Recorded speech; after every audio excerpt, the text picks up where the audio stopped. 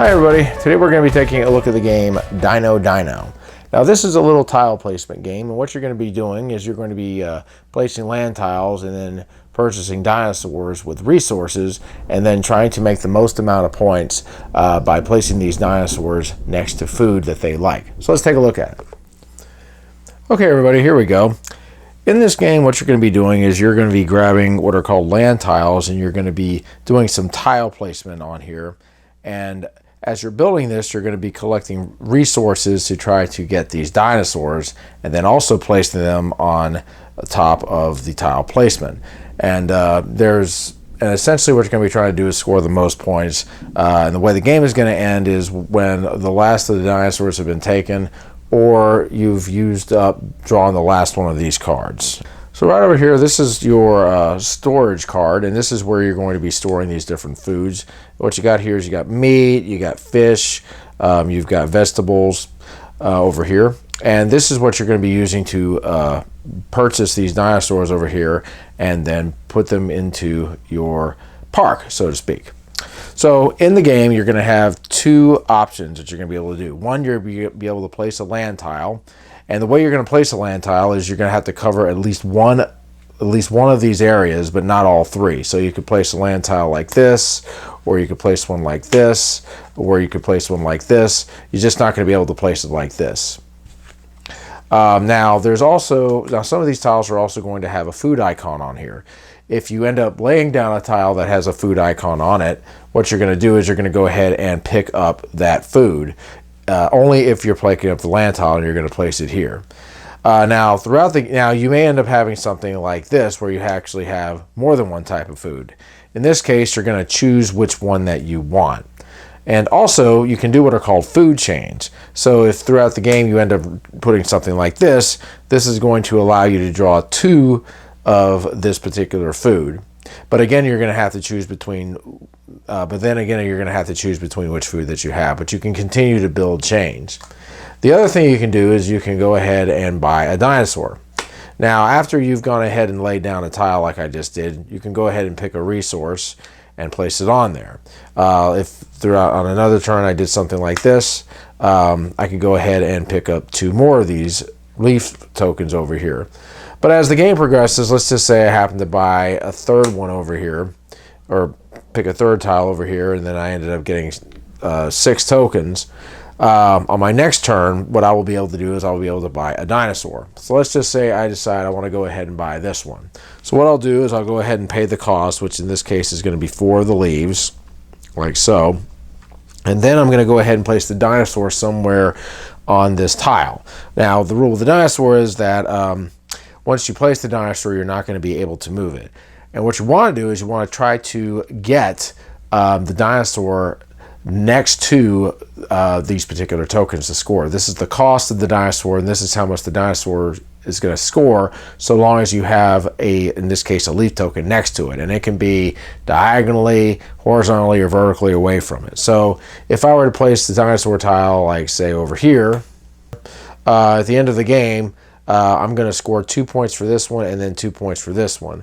And as the game progresses, I could actually put more on here to try to help him score more points. So in this case, now he's going to be worth 6 points. So that's kind of an example of how the game works. Now, in the very beginning, you're going to go ahead and draw 3 of these land tiles over here, and then you're going to have 5 dinosaurs. And there's also 2 types. You've got dinosaurs that are only going to be able to eat a certain thing. In this case, this one's going to eat leaves.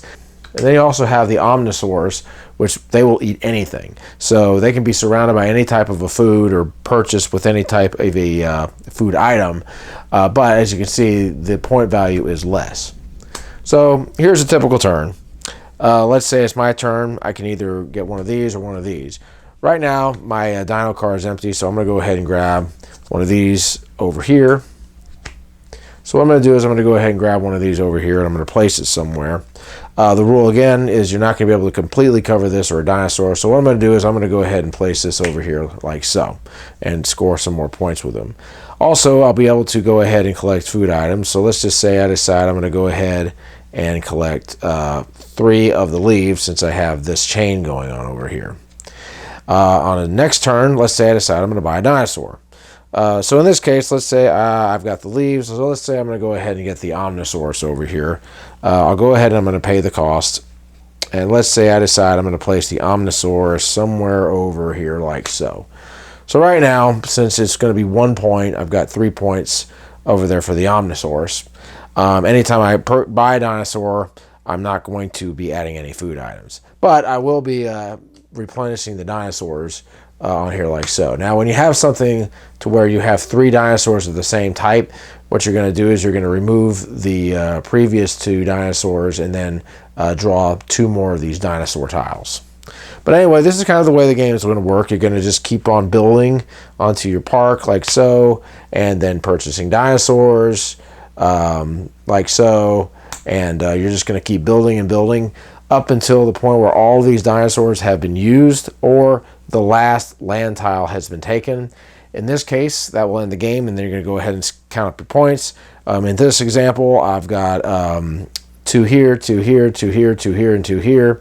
Now, also with these cards, if you end up having, say, 8 food tokens, you're going to be obligated to purchase a dinosaur on your next turn. You're just going to keep playing the game, and whoever has the most amount of points is going to win. And that, folks, is Dino Dino. So my final thoughts on Dino Dino. Well, I'll tell you what. This is a pretty cool game. It's a very cute theme. The dinosaurs have a cute aspect going on with them.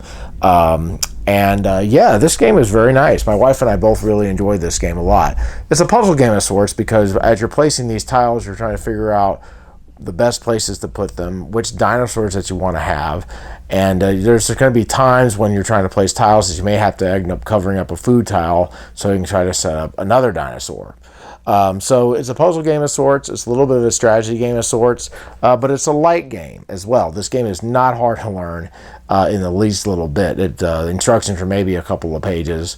And yeah, this is a good family game. I think this is a game you could very easily pull out when you have a group of people and just play it and enjoy it. It's a cool idea for a game. I would recommend this game to anybody who likes light-hearted strategy games with a cute theme with dinosaurs and something with tile placement, because it's a game plays differently, I believe, every time you play it because of the setup and the way you play. But anyway, guys, it's a good game. So that's my review of Dino Dino. We'll catch you later. Keep on gaming.